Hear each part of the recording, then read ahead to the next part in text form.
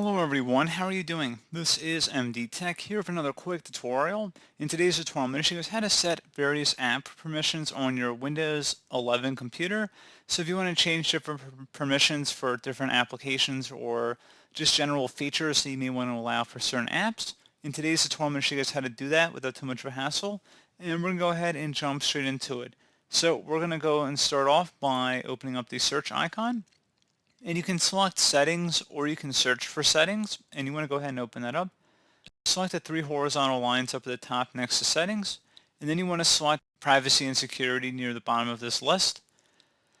On the right side, you want to go down underneath app permissions, and now if you want to change your location, camera, microphone, voice activation, notifications, and various other items in here as well, you go ahead and select that various category. So let's just say camera, for example.